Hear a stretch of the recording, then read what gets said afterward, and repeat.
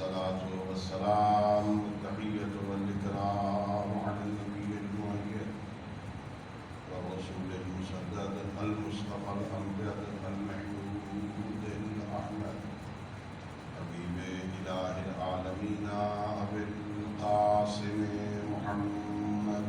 اللهم صل على محمد وآل محمد وعلى أهل بيته الطيبين الطاهرين المعصومين الغر الميامين الذين قال الله تعالى في شأنهم إنما يريد الله ليذهب عنكم الرجس أهل البيت ويطهركم تطهيرا.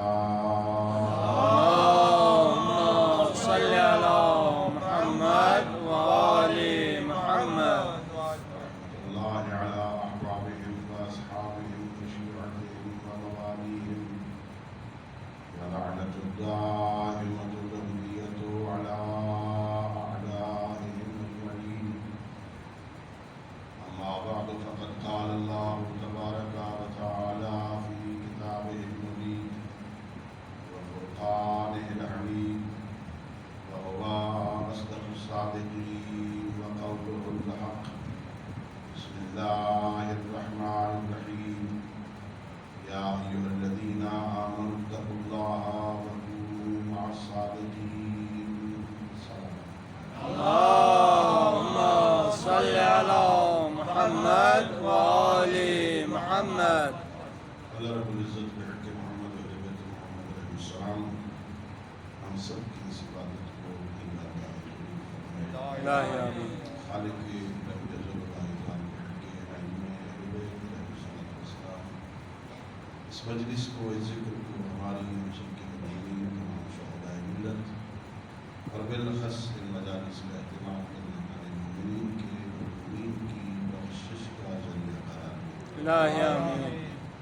خالق کائنات بحق ائمہ ہدیٰ علیہ السلام بحق حضرت امام جعفر صادق علیہ السلام ہم سب کو اپنے معصوم حامیوں کی سیرت طیبہ کو سمجھنے اور اس پر عمل کرنے کی توفیق عطا فرمائے. اپنی ان دعاؤں اور اس عظیم عبادت کی قبولیت کے لیے مل کے بآواز بلند صلوات. اللهم صل على محمد وآل محمد. میرے محترم معزز اور محترم سامعین،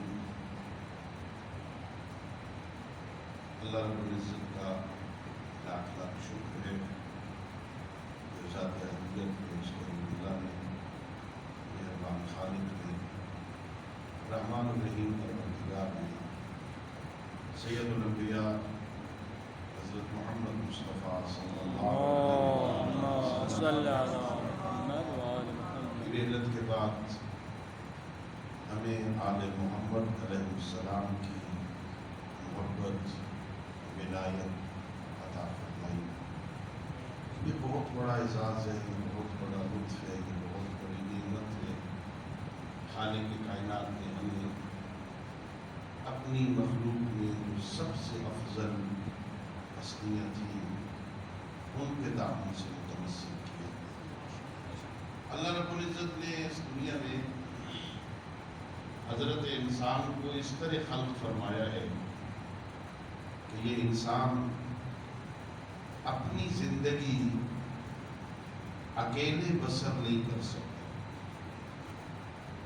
اپنی زندگی میں اور اپنی زندگی کی ضروریات کو مہیا کرنے میں یہ غیر کا محتاج اکیلا اپنی زندگی بسر نہیں کر سکتا. ہمارے ہاں علماء نے اسے مدن طب لکھا ہے. یہ معاشرتی حیوان ہے، معاشرے کا محتاج، اکیلا اپنی زندگی بسر نہیں کر سکتا. آپ ذرا سوچیں، یہ لباس جو ہم نے پہنا ہوا ہے، میں اپنا لباس خود بنانے پہ قادر نہیں ہوں. اس لباس بنانے کے پیچھے کتنے انسانوں کی صلاحیتیں خرچ ہوئی اور اس کے بعد یہ لباس اس شکل میں بنا جو میں نے زیب تن کیا. اور صرف ایک لباس نہیں، اس پر لگے ہوئے بٹن، اس پہ کتنے لوگوں کا ذہن خرچ ہوا، کتنے کی طاقتیں خرچ ہوئی. میں جو کھاتا ہوں میں صرف وہ مہیا نہیں کر سکتا، اس کے پیچھے اور لوگوں کی مدد کی ضرورت ہوتی ہے. تو انسان اپنی زندگی میں دوسرے لوگوں کا محتاج، معاشرے کا محتاج ہے، اکیلا زندگی بسر نہیں کر سکتا. دوستو یہ فطری بات ہے کہ جب یہ دوسروں کا محتاج ہے تو دوسرے اس کے محتاج ہیں، یہ دونوں تیسرے کے محتاج ہیں، یہ تینوں کسی چوتھے کے محتاج ہیں. اور محتاج اس لیے ہیں کہ یہ سارے ایک دوسرے سے اپنا فائدہ حاصل کرنا چاہتے ہیں، اپنے منافع حاصل کرنے میں دوسروں کے محتاج ہیں. یہ اس سے اپنی منفعت دینا چاہتا ہے، یہ اس سے اپنا فائدہ اٹھانا چاہتا ہے، یہ دونوں تیسرے سے اپنا فائدہ اٹھانا چاہتے ہیں، یہ تینوں مل کے چوتھے سے اپنا فائدہ اٹھانا چاہتے ہیں. جب منفعت مشترک ہو تو اختلاف کا ہو جانا فطری بات ہے. میں چاہوں گا مجھے فائدہ حاصل ہو، دوسرا چاہے گا مجھے فائدہ حاصل ہو، تیسرا چاہے گا مجھے ہونا چاہیے، دوسرے کو ہو یا نہ ہو. جب منافع آپس میں ٹکرائیں گے تو اختلاف ہوگا، معاشرے میں بگاڑ پیدا ہوگا، معاشرے میں بد امنی ہوگی. ضرورت ہے منافع کو ٹکراؤ سے بچانے کے لیے ایک ایسا قانون ہونا چاہیے جو اس معاشرے پہ لاگو ہو اور منافع حاصل ہو، بد امنی پیدا نہ ہو.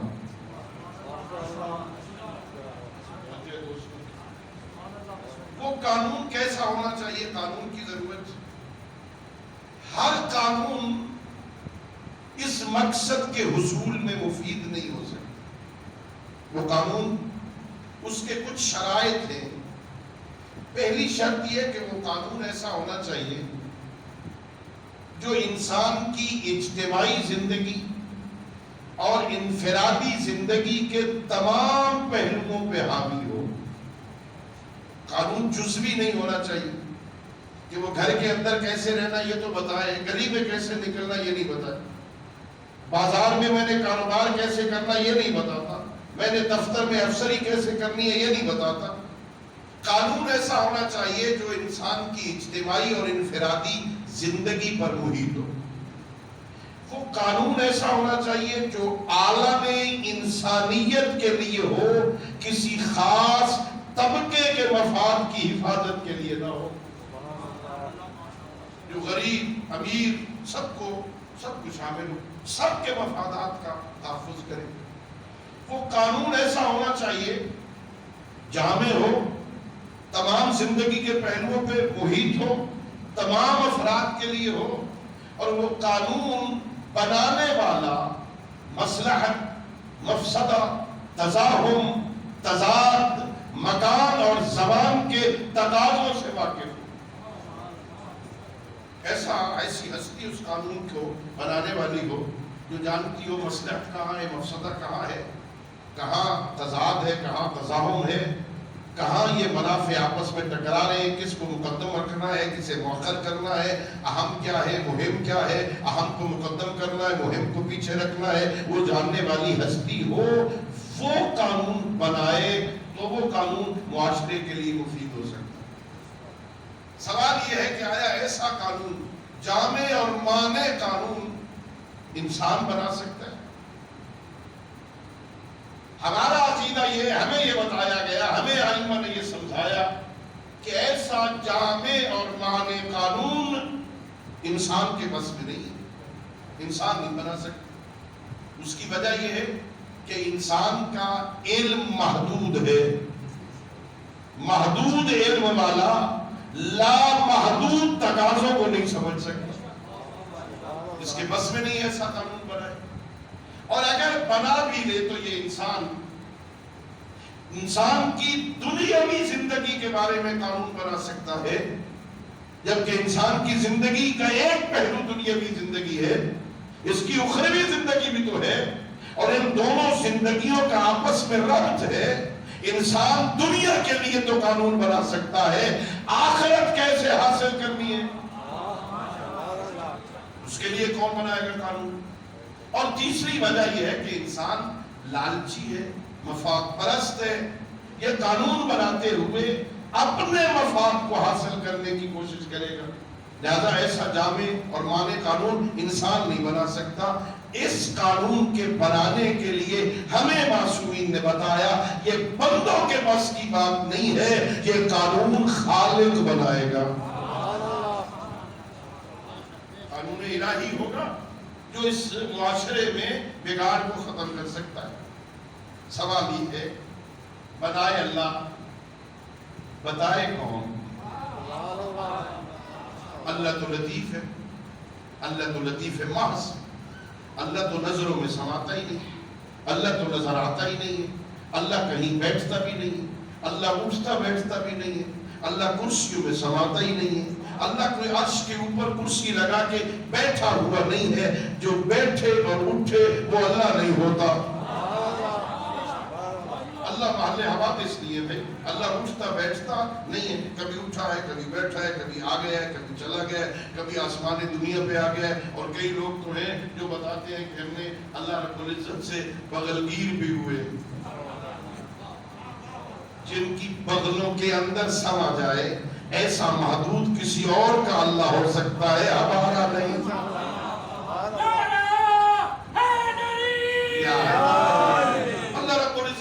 علم کا نام ہے بھئی، اللہ ایک قدرت کا نام ہے، اللہ ایک حیات ابدی کا نام ہے، اللہ کوئی جسم و جسمانیات سے پاک اور منزہ ہے، وہ مقام و مقامیات سے منزہ ہے، نہ وہ جسم کا محتاج ہے، نہ وہ مقام کا محتاج ہے، وہ کسی ایک جگہ نہیں ہے، آسمانوں سے اوپر نہیں ہے۔ یہ جو ہمیں حکم ہے نا، ہاتھ اٹھا کے بات کرو، ہاتھ اٹھا کے دعا کرو، آسمان کی طرف دیکھ کے دعا کرو، اس کا یہ معنی نہیں ہوتا کہ اللہ کہیں وہیں بیٹھا ہوا ہے، یہ صرف ہاتھ اٹھا کے دعا کرنے کے لیے اس لیے حکم دیا گیا ہے تاکہ اس کی عظمت کا اظہار ہو جائے۔ محمد والے محمد بلند صلوات۔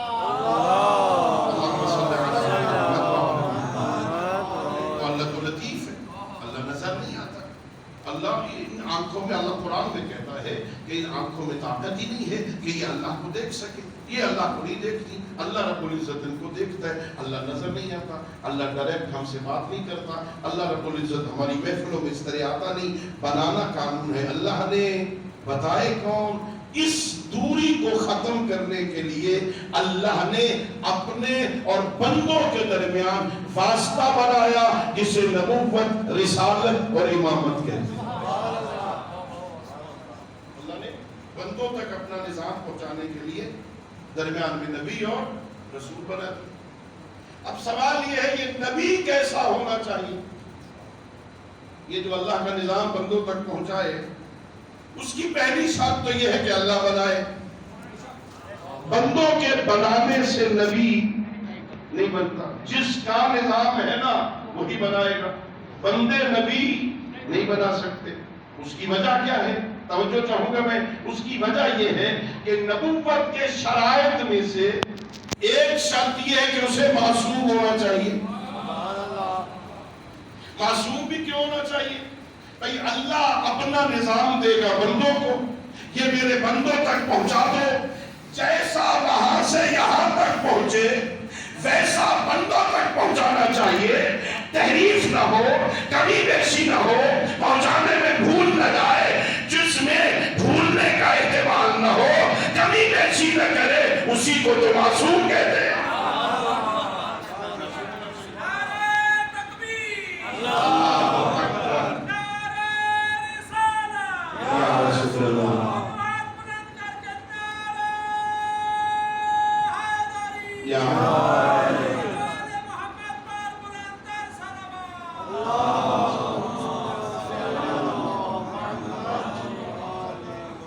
چونکہ نبی کے لیے معصوم ہونا ضروری ہے اور عصمت ملکہ نہیں، عصمت ملکہ نہیں ہے، عصمت اللہ رب العزت کی طرف سے عطا ہونے والی ایک خاص کیفیت۔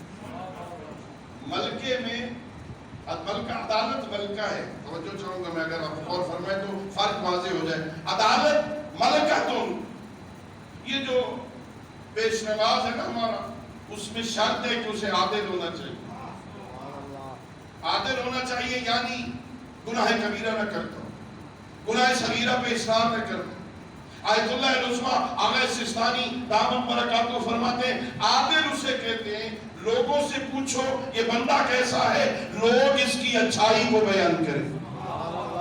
بندہ اچھا نیک آدمی، اچھا آدمی، اسے عادل کہتے. گناہ چھوڑ دے، گناہ نہ کرے. اور عادل بندہ بن سکتا ہے، کوشش کرے. ہم طالب علم مدرسہ میں داخل ہو گئے، ایک مخصوص ماحول میں پروان چڑھے جہاں موقع ہی نہیں ہے گناہ کرنے کا ظاہراً، تو ایک دن ایک گناہ چھوڑا، اگلے دن دوسرا چھوڑا، مہینے بعد تیسرا چھوڑا. وہ 10-15 سال کے بعد عادل بن گئے. عادل بندہ محنت کر کے عادل ہو سکتا ہے کہ عدالت ملکہ ہے اور عصمت لطف خفی الہی ہے. عدالت ملکہ ہے، عصمت لطف ہے. اور میں مجالس میں کہا کرتا ہوں بندہ محنت کر کے عادل بن سکتا ہے، محنت کر کے معصوم نہیں بن سکتا. کوشش کر کے معصوم بننا چاہے معصوم نہیں بن سکتا. معصوم ہونا چاہیے، یہ لطف ہے، یہ مخفی ہے. بندہ تو جانتا نہیں کہ یہ معصوم ہے کہ نہیں، اس لیے حکم ہے اللہ بنا ہے کہ وہ جانتا ہے میں نے یہ لطف کس پہ کیا ہے. اللہ بنائے. اور پھر ایسا ہونا چاہیے کہ وہ جو دوسروں کو کہتا ہے خود بھی وہ کرتا ہو. یہ علم اخلاق میں کہتے ہیں کہ تبلیغ قولی تبلیغ فعلی سے متضاد نہ ہو. جو کہے وہ کرے، جو کرتا ہو وہ کہے.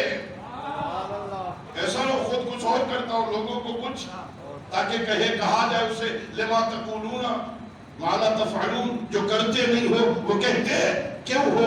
وہ ہونا چاہیے جس کا قول اور فعل ایک ہو. ہمارے ہاں شرط ہے معصوم ہونا چاہیے نبی، عالم ہونا چاہیے نبی، عامل ہونا چاہیے نبی، گناہ نہ کرتا ہو. اللہ بنائے. اب سمجھ آئی جو اللہ سے لے کے بندوں تک پہنچائے. تو توجہ چاہوں گا میں، ایک ہے بندوں تک اللہ کے احکام کو پہنچانا، یہ کام ہے نبیوں کا. اور اگر ختم نبوت ہو جائے تو اس تبلیغ کو بچانے کے لیے اللہ نے نظام امامت کو قائم کیا.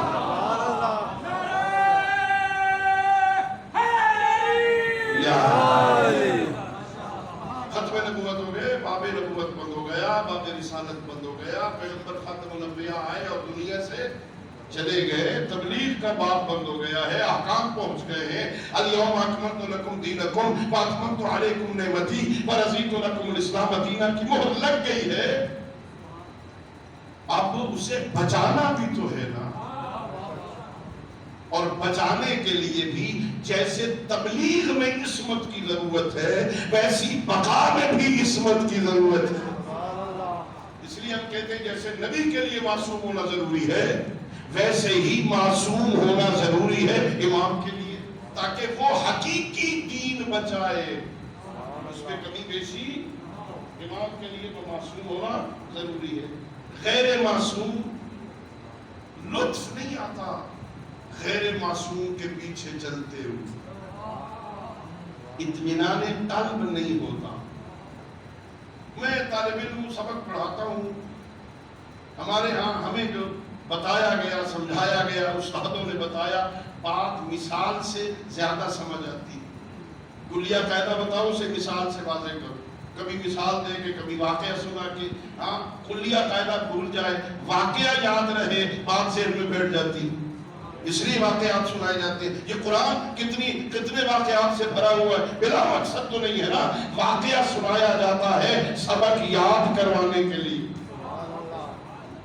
غیر معصوم کے پیچھے چلتے ہوئے اطمینان قلب نہیں ہوتا. جس کے اپنے بھٹک جانے کا احتمال ہو اس کے پیچھے بندہ کتنے اطمینان سے چلے گا.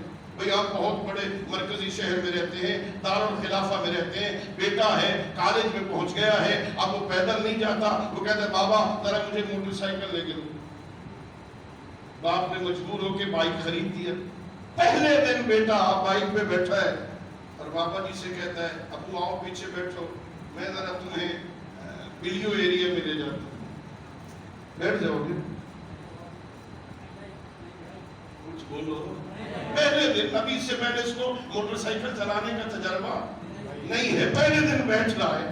کہو ابو آ جاؤ پیچھے بیٹھو, ذرا بلیو ایریا کی سیر کروا کے لے آتا ہوں. بیٹھ جاؤ گے؟ بیٹھ جاؤ نا, بیکار ہے. تو نہیں بیٹھوں گا. کیوں نہیں بیٹھو گے؟ کا پتہ نہیں اس نے خود خیریت سے منزل پہ پہنچنا ہے کہ نہیں. میں کیسے بیٹھوں؟ تو مجھے سمجھانے کا تو حق دو نا بھائی. جس کا بلیو ایریا تک خیریت سے پہنچنا یقینی نہیں, اس کے پیچھے نہیں چلتا. تو جس کے پیچھے جنت جانا ہے اس کے پیچھے چل, جس کا جنت میں پہنچنا یقینی ہو.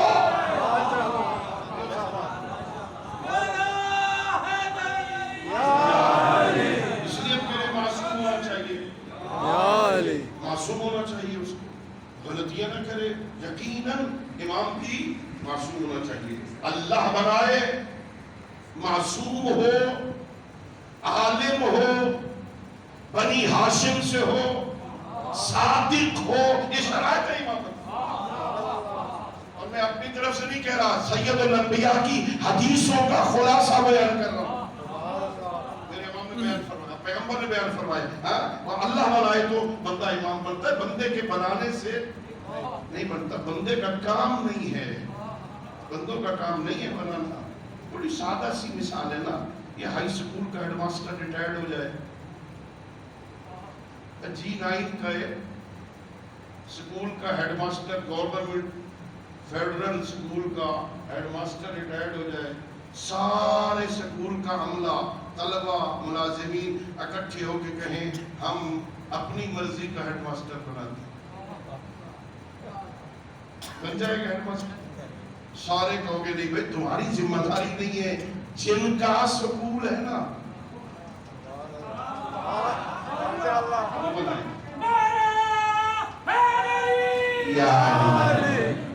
جس نے پہلا بنایا تھا نا وہی اتھارٹی دوسرا بھی بنائے گی.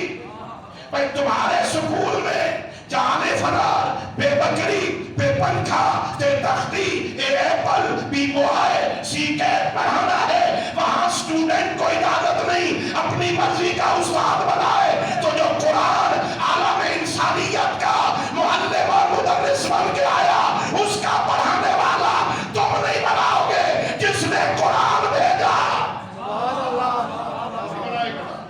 اللہ بنائے. یہ بندے کا کام, بندے کا کام نہیں. نبی بنانا بھی اللہ کا کام ہے, نبی کا جانشین بنانا بھی اللہ کا کام ہے. اور میں دعوت فکر دے رہا ہوں پڑھے لکھے دوستوں کو, حضرت آدم سے لے کے حضرت عیسیٰ علیہ السلام تک ایک نبی کا جانشین مجھے کوئی دکھا دے تاریخ میں کہ امت نے بنایا ہو. حضرت آدم علیہ السلام سے لے کے حضرت عیسیٰ علیہ السلام کسی نبی کا جانشین امت نے بنایا. وہاں تو نبی دعا کرتے ہوئے نظر آتے, رب اشرح لی صدری ویسر لی امری واحلل عقدۃ من لسانی یفقہوا قولی واجعل لی وزیرا من اہلی ہارون اخی. خود نہیں بناتے, کہتے میرا پروردگار تو بنا میرا وزیر, میرے بھائی کو بنا, ہارون کو بنا, تو بنا. نام بھی بتا رہے, رشتہ بھی بتا رہے, عہدہ بھی بتا رہے, خود نہیں بناتے. قرآن کہہ رہا ہے موسیٰ جیسا نبی جب خود اپنا جانشین نہ بنا سکے تو امت کا کیا کام ہے نبی کا جانشین بناتے. یہ اللہ بناتا ہے. ہاں نبی بھی اللہ بناتا ہے, نبی کا جانشین بھی اللہ بناتا ہے. یہ اللہ کا کام ہے. اور اللہ نے قرآن میں کئی مقامات فرمایا میں بناتا ہوں, انی جاعل فی الارض خلیفہ. حضرت آدم کو خلق کرنے سے پہلے فرشتوں کی محفل میں کہا انی جاعل, میں بنانے والا ہوں زمین میں خلیفہ, میں بنانے والا ہوں. اور حضرت شیخ صدوق رحمۃ اللہ علیہ نے بہت عمدہ اس پہ گرہ لگائی ہے. وہ فرماتے ہیں دیکھیے یہاں پر اللہ رب العزت نے بدأ بالخلیفت قبل الخلیقہ، اللہ نے مخلوق کو، بندوں کو خلق کرنے سے پہلے خلیفہ کو خلق فرمایا تاکہ پتہ چلے میری نظر میں خلافت اہم کتنی ہے. پہلے خلیفہ بنایا، انی جاعل فی الارض، خلیفہ میں بنانے والا. یا داؤد انا جعلناک خلیفۃ فی الارض، ہم تجھے زمین میں خلیفہ بنانے والے ہیں. انی جاعلک للناس اماما، ابراہیم ہم تمہیں لوگوں کا امام بنانے والے ہیں. خلیفہ بنانا پیغمبر کا، اللہ کا کام ہے. امام بنانا اللہ بنائے. پہلی شرط معصوم ہونا چاہیے، عادل ہونا چاہیے. معصوم ہو، عالم ہو، عالم.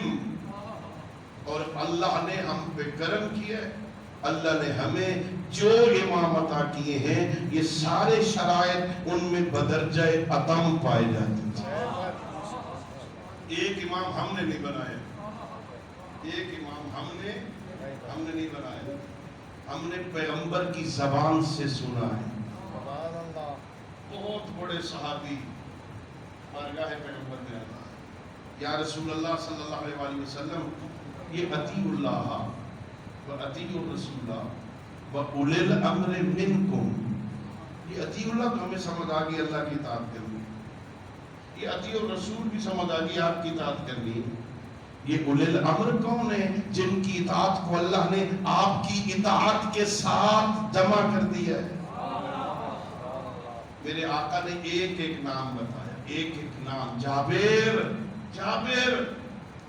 وہ اولی الامر میں پہلا علی ابن ابی طالب ہے، دوسرے حسن ابن علی ہیں، تیسرے حسین ابن علی ہیں، چوتھے علی ابن الحسین ہیں، پانچویں محمد ابن علی ہیں. اور یہاں بشارت بھی دی ہے، جابر تم میرے اس پانچویں جانشین کو بھی دیکھو گے، جب اسے دیکھو تو میرا سلام کہنا. پھر بعد میں آیا، اس کے بعد جعفر ابن محمد، پھر موسیٰ ابن جعفر، پھر علی ابن موسیٰ، پھر محمد ابن علی، پھر علی ابن محمد، پھر حسن ابن علی. اور آخر میں فرمایا آخری وہ ہوگا جس کا نام میرے نام جیسا ہوگا، جس کی کنیت میری کنیت جیسی ہوگی. یملأ الارض قسطا وعدلا کما ملئت ظلما وجورا، زمین کو عدل و انصاف سے اس طرح پر کر دے گا جیسے زمین فساد سے بھری ہوگی. اللهم صل على محمد وآل محمد. اور کیا خوب لطف آیا مجھے یہ روایت پڑھ کے کہ لوگوں نے پوچھا یہ امام زمانہ کے دور میں عدالت کیسے قائم ہوگی، زمین عدالت سے بھری ہوئی ہوگی. بہت عمدہ تعبیر بیان کی علماء نے، بڑی زحمتوں کے بعد یہ چیزیں ملتی ہے نا. میں نے پڑھا، مجھے بڑا لطف آیا. فرمایا یہ گرمی جون جولائی میں گرمی صرف باہر سڑکوں پہ ہوتی ہے یا گھروں کے اندر بھی ہوتی ہے؟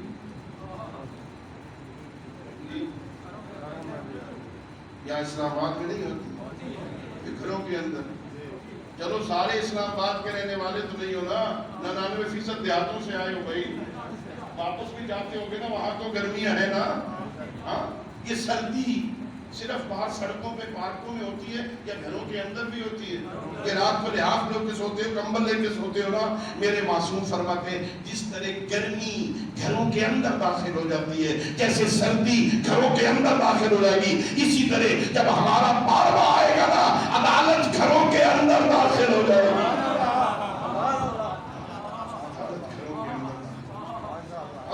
ہم نے خود نہیں بنایا، ہمیں پیغمبر نے بتایا میرے یہ جانشین کے. اور یہ جو صفات بیان کی ہے نا یہ بدرجہ اتم میرے سارے اماموں میں ہیں، جن میں ایک جعفر صادق بھی ہے. اللہ نے بنایا ہے، اللہ نے معصوم بنایا ہے، اللہ رب العزت نے علم دے کے بھیجا ہے. اللہ نے عالم علم لدنی ہے ہمارے امام. اور یہ سنت علماء نے بھی لکھا، صرف شیعہ علماء نہیں لکھ رہے.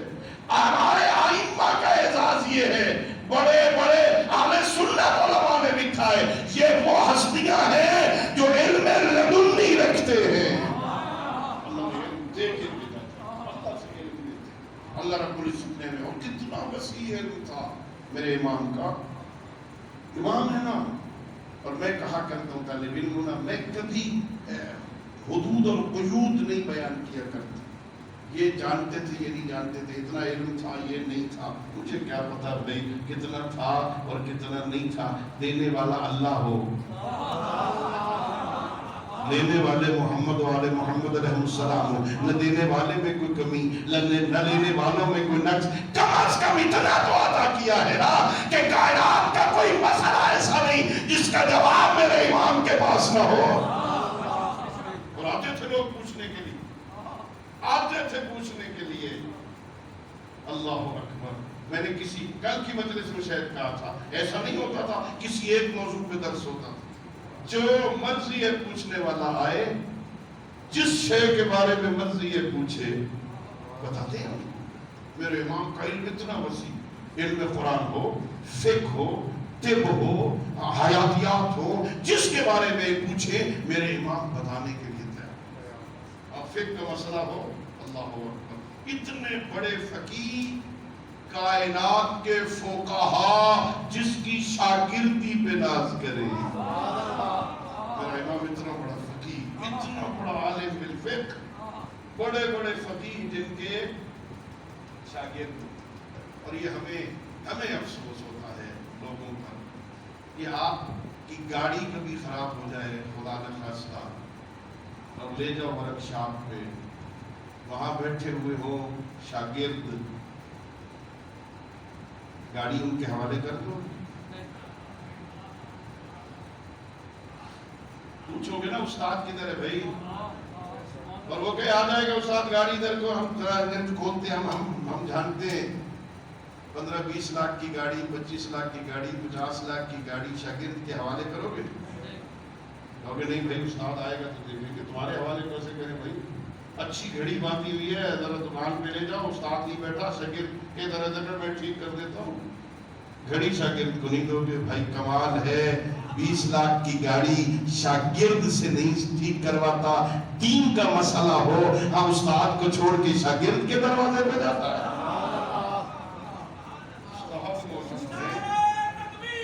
اللہ اکبر، یا رسول اللہ،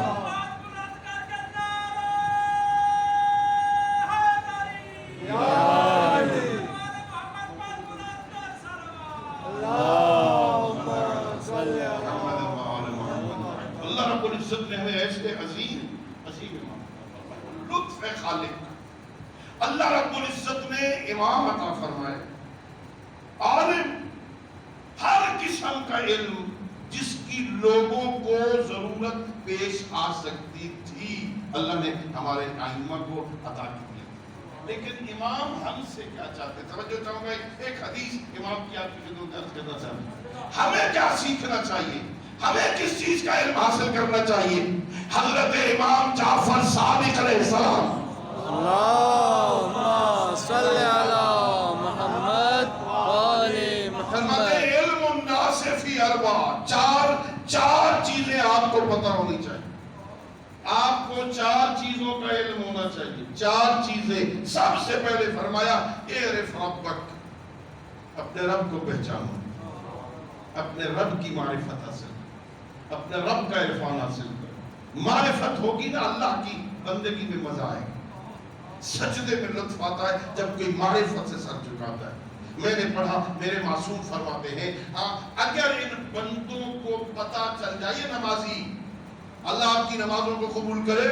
ابھی میں آیا، مسجد بھری ہوئی تھی، مجھے بہت خوشی ہوئی، یہ جو سجدہ کرتے ہو نا، معصوم فرماتے اگر ان بندوں کو پتہ چل جائے اس سجدے میں رکھا کیا ہے، یہ ساری زندگی سجدے سے سر نہ اٹھائیں۔ اپنے رب کو پہچان، اپنے رب کی معرفت حاصل کر، اپنے رب کی معرفت ہوگی نا، مزہ آئے گا۔ پھر سورہ لمبا ہو جائے گا نا، سننے والا اکتائے گا نہیں۔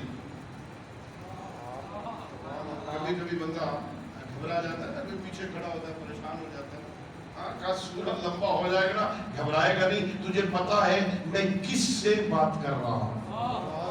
اپنے رب کو پہچان، اور پھر فرمایا اعرف ما صنع بک، میری طرف توجہ کیجئے، یہ پہچانیے، یہ جانیے کہ اللہ نے تیرے ساتھ کیا کیا ہے۔ اللہ نے تجھے کتنی نعمتیں عطا کی، اللہ نے تجھ کے ساتھ کتنا کرم کیا ہے. صلوات پڑھ لیجیے بابا سے. اللهم صل على محمد وآل محمد. چلو میں اتنے میں ایک اور بات سمجھا دوں تاکہ متوجہ ہو جائیں آپ. ایک استاد کسی کلاس میں تھے، میں بھی کیونکہ استاد ہوں نا تو اس لیے سمجھا رہا ہوں. یہ استاد ایک کلاس میں آیا نا، وائٹ بورڈ لگا ہوا تھا. اس نے ایک مارکر اٹھایا اور ایک نقطہ لگایا اس وائٹ بورڈ اور ساری کلاس سے پوچھا یہ کیا ہے؟ انہوں نے کہا جی نقطہ ہے. بیٹا آپ بتائیں، بیٹا آپ بتائیں، بیٹا آپ بتائیں. سب نے کہا نقطہ ہے. یہ کون سا مسئلہ ہے بھائی؟ استاد جی کیا سمجھانا چاہتے ہیں؟ کیا میں تمہیں سمجھانا چاہتا ہوں، دیکھو نا اتنا بڑا وائٹ بورڈ ہے، سب نے اتنا بڑا وائٹ نہیں دیکھا، ایک کالا نقطہ دیکھا ہے. لوگ بھی آپ کی ساری خوبیاں نہیں دیکھتے، کوئی ایک نقص اس کو دیکھتے ہیں. اتنا بڑا مجمع بیٹھا ہے، میں ممبر پہ ہوں، اتنا بڑا مولوی صاحب ہوں، سارے میری طرف نہیں دیکھ رہے، ایک چھوٹی سی بچی ہے اس کو دیکھ رہے. صلوات پڑھ لیجیے بابا سے.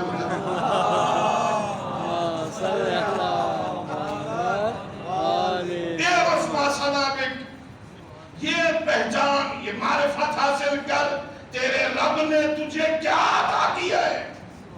اللہ نے تجھے آنکھیں دی، اللہ نے تجھے کان دی، اللہ نے تجھے زبان دی، اللہ نے تجھے ہاتھ دیے، اللہ نے تجھے زندگی دی، اللہ نے تجھے جوانی دی، اللہ نے تجھے حسن دیا، اللہ نے تجھے والدین دیے، اللہ نے تجھ کو اولاد دی. اللہ رب العزت نے تیرے لیے زمین بنائی، اللہ نے تیرے لیے آسمان بنایا، اللہ نے تیرے لیے سورج بنایا، اللہ نے تیرے لیے چاند بنایا، اللہ نے تیرے لیے سمندر بنائے، اللہ نے نہریں بنائی، اللہ نے دریا بنائے، اللہ نے زمین کو امین بنایا. تو ایک دانہ بولتا ہے وہ 7 بالیاں پیدا کرتا ہے.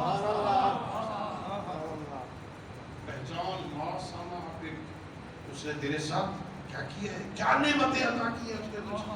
اور تجھے اگر نعمتوں کا احساس ہوگا نا تو احساس شکر گزاری کا جذبہ اللہ نے انسان کے اندر رکھا ہے. تو نعمتوں کی معرفت حاصل کرتا جا، سر خود بخود جھکتا چلا جائے، پھر کسی کے جھکانے کی ضرورت نہیں ہو. اللہ نے تیرے ساتھ کیا کیا. اور پھر پہچان، معصوم فرمانے تیسرا علم تجھے ہونا چاہیے، اعرف ما ارادہ من کا. یہ پہچان اللہ تجھ سے چاہتا کیا ہے. اللہ نے جو اتنی نعمتیں تجھے دی ہیں، اتنی نعمتیں دے کے تجھ سے چاہتا. اللہ نے تجھ سے کچھ مانگا ہے؟ اللہ کچھ چاہتا بھی ہے بندے سے. اللہ کیا چاہتا ہے؟ یہ پہچان، تاکہ تجھے پتہ چلے واجبات کیا ہیں، حرام کیا ہے، واجب کیا ہے، مستحب کیا ہے، مکروہ کیا ہے، مباح کیا ہے، حلال کیا ہے، حرام کیا ہے، جائز کیا ہے، ناجائز کیا ہے. اسی کو فقہ کہتے ہیں اور فقہ کے امام کو صادق کہتے ہیں. یہ پہچان، یہ جاننا ما اراد منک. اللہ تجھ سے کیا چاہتا، اللہ رب العزت تجھ سے کیا چاہتا. پہچان. اور آخری فرمایا اس ساتھ سے اہم یہ اعرف ما یخرجک عن دینک. یہ دیکھ کون سی چیز تجھے دین سے باہر نکال رہی ہے. کون سی چیز تجھے بے دین کر رہی ہے، کون سی چیز تجھے دین کا دشمن بنا رہی ہے، کس وجہ سے ہم دین سے دور ہو رہے. پہچان. کہیں مال سبب تو نہیں بن رہا، کہیں اولاد سبب تو نہیں بن رہی، کہیں منصب سبب تو نہیں بن رہا، کہیں وقار دنیا بھی تو سبب نہیں بن رہا. دین سے دور ہو رہا ہے، یہاں بیٹھنے ہی گوارا نہیں کرتا، اور یہ غریب بیچارے ان کی بستی میں جانے ہی پسند نہیں کرتا. تیرے امیر کی عظمت یہ ہے، صحابی میرے امیر کے فرماتے ہیں کان فینا کا احدنا. علی کی عظمت یہ تھی جب ہم فقیروں میں بیٹھے ہوتے تھے پتہ ہی نہیں چلتا تھا آقا کون ہے غلام کون ہے. اس انداز میں بیٹھتے تھے. دیکھ کون سی چیز تجھے دین سے دور کر رہی ہے. جان. پہچان. دوسرے الفاظ میں اعرف ربک، توحید شناس بن. اعرف ما صنع بک، نعمت شناس بن.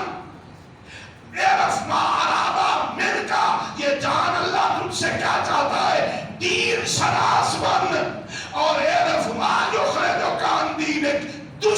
شناس بن. تجھے پتا ہو تیرا دشمن کون ہے. بندے کو پتا نہ چلے نا دشمن کون ہے. ظاہر دشمن دشمنی کے لباس میں تھوڑی آئے گا. دشمن دشمنی کے لباس میں آئے تو نقصان نہیں پہنچا سکتا. اگلا بندہ ہوشیار ہو جاتا ہے. دشمن دوستی کا لباس پہن کے آتا. دشمن شناس بن. معصوم کہہ رہے ہیں کون سی چیز تجھے دین سے دور کر رہی. ہمارے امام کے احسانوں میں سے کے ساتھ یہ فقہ آل محمد. اس فقہ کی بہت خصوصیات ہیں. وقت تمام ہو گیا میرا, میں زیادہ زحمت نہیں لینا چاہتا. کتنی خصوصیات. پہلی خصوصیت اس فقہ کی ہے, غور کرنا, یہ فقہ جعفری نہیں, یہ فقہ آل محمد ہے. کیونکہ امام کو موقع زیادہ ملا بیان کرنے کا, اس لیے نام پڑ گیا فقہ جعفری. یہ فقہ آل محمد ہے. یہ صرف امام صادق کا دین نہیں ہے, شریعت نہیں ہے, شریعت پیغمبر کی ہے, دین اللہ کا ہے. یہ سارے ائمہ کی خدمات کا نام فقہ آل محمد. اور اس کی خصوصیت یہ ہے, اس کا ایک مسئلہ قرآن اور سنت اور فرامین معصوم کے خلاف نہیں ہے. میں طالب علم اور ذمہ داری سے کہہ رہا ہوں, ایک حکم شریعت, ایک فقہ آل محمد کا مسئلہ قرآن سنت اور فرامین معصوم کے خلاف نہیں ہے. میرے مکتب کی خصوصیت یہ ہے کہ اس کے استنباط میں, احکام کے استنباط میں قیاس کو دخل نہیں ہے.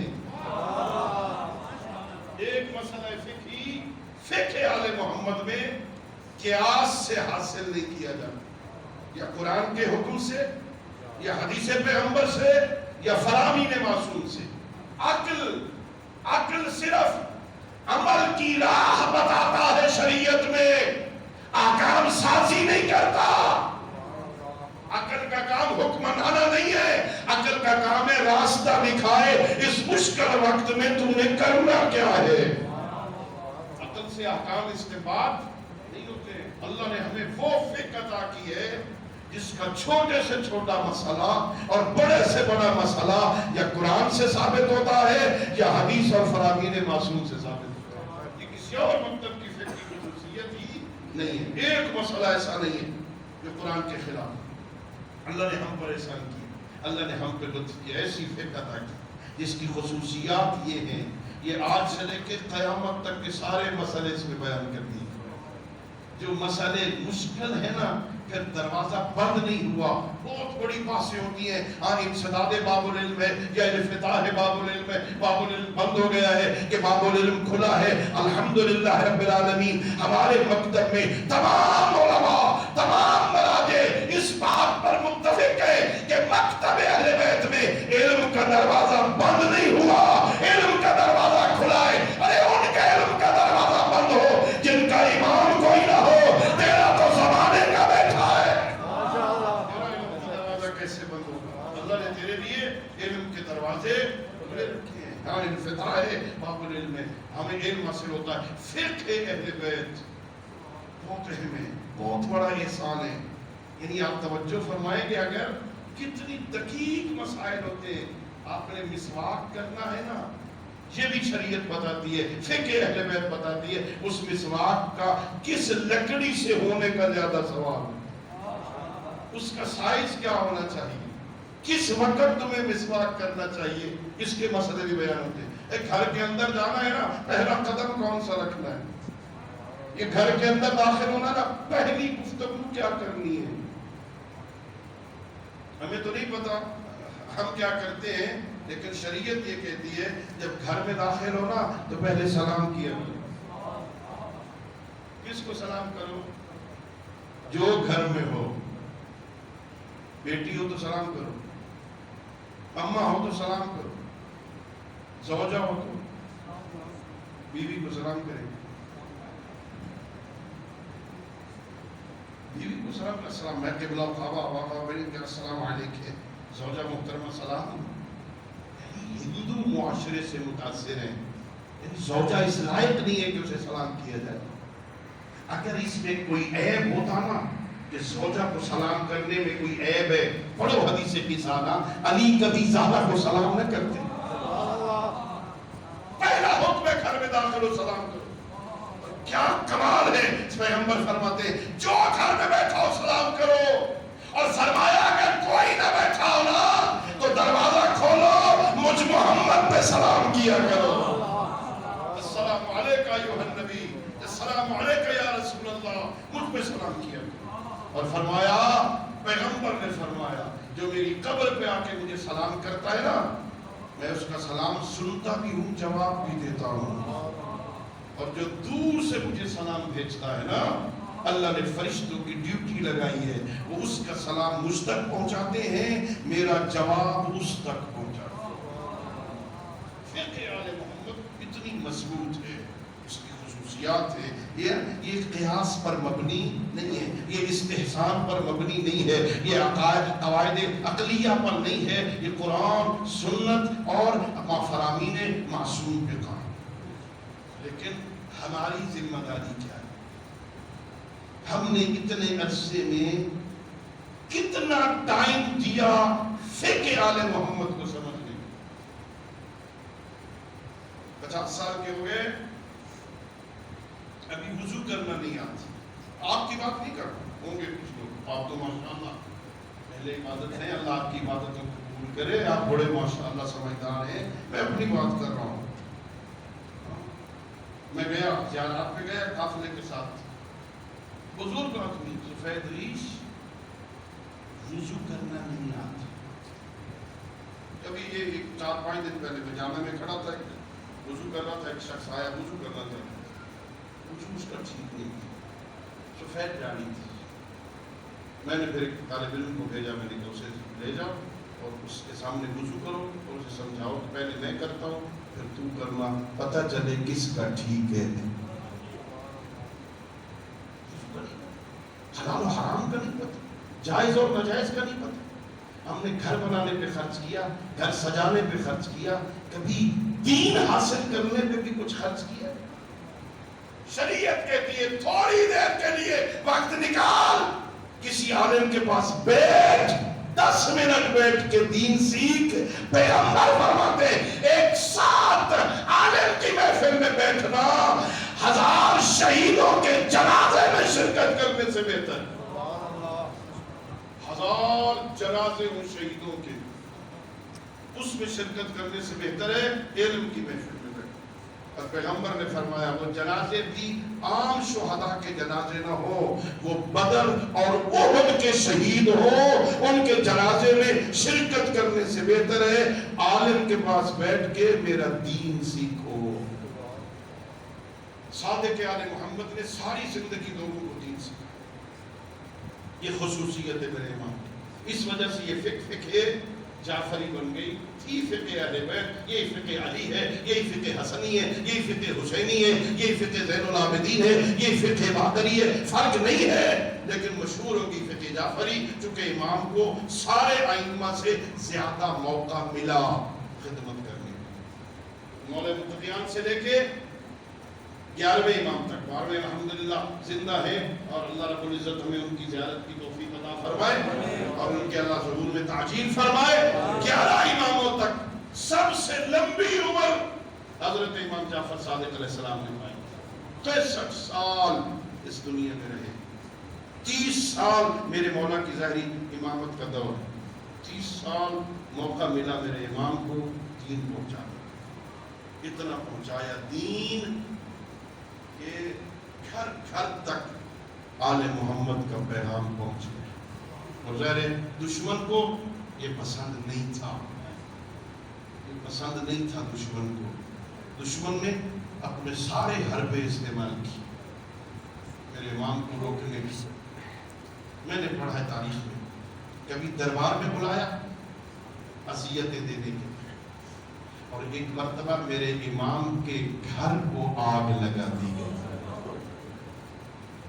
امام صادق گھر میں ہیں, سارے بچے گھر میں ہیں, میرے امام کے گھر کو آگ لگا دی اس منصور دوانقی نے کہ جل جائیں گے, بہانہ بن جائے گا, پتہ نہیں کس نے آگ لگا دی, جل گئے. میں نے ان آنکھوں سے پڑھا ہے میرے امام نے آگ کو حکم کر کے کیا, آگ سے خطاب کر کے کہا, اے آگ انا ابن ابراہیم الخلیل, اے آگ سن، میں ابراہیم خلیل کا بیٹا ہوں. اگر ابراہیم کے لیے آگ گلزار بن سکتی ہے نا تو بھی ٹھنڈی ہو جا، کسی کو نقصان نہیں ہوا. میرے امام پر یہ ظلم بھی ہوا. امام کو کئی مرتبہ مدینہ سے بلایا گیا دارالخلافہ میں اذیتیں دینے کے لیے، اور بالآخر سنی علماء نے بھی لکھا، شیعہ علماء نے بھی لکھا اپنی تاریخ کی کتابوں میں، میرے امام کو انگور میں زہر ملا کے اس منصور دوانگی نے شہید کر دیا. پورے مدینہ کو میں کسی کو پہلے پتہ نہیں چلا، میرے امام کو زہر دیا گیا. میں پڑھ رہا تھا، یکدم جو میرے امام کے گھر سے رونے کی آوازیں بلند ہوئی نا، چیخیں بلند ہوئی، مدینہ کی گلیوں میں لوگوں نے سنا، لوگوں کو پتہ چلا میرے امام شہید ہو گئے ہیں. لوگ جمع ہوئے، ہزاروں کی تعداد میں لوگ جمع ہو گئے. میرے امام کی عظمت یہ ہے عزادارو، میرے امام کے بیٹے موجود تھے. امام موسیٰ کاظم کو وصیت تھی، میرے امام نے غسل دیا، امام موسیٰ کاظم نے کفن پہنایا، میرے امام نے خود جنازہ پڑھا کہ معصوم کے یہ سارے کام معصوم کیا کرتا ہے. اس حالت میں دعا کرو اللہ تمہیں مدینے لے جائے. بڑے احترام سے جنازہ اٹھا، جیسے گھر سے بیٹوں نے جنازہ جا کے اٹھایا نا، کوہرام بپا ہو گیا. بیٹیوں نے رونا شروع کیا، آج کے بعد بابا نظر نہیں آئیں گے نا، اللہ تمہیں لے جائے.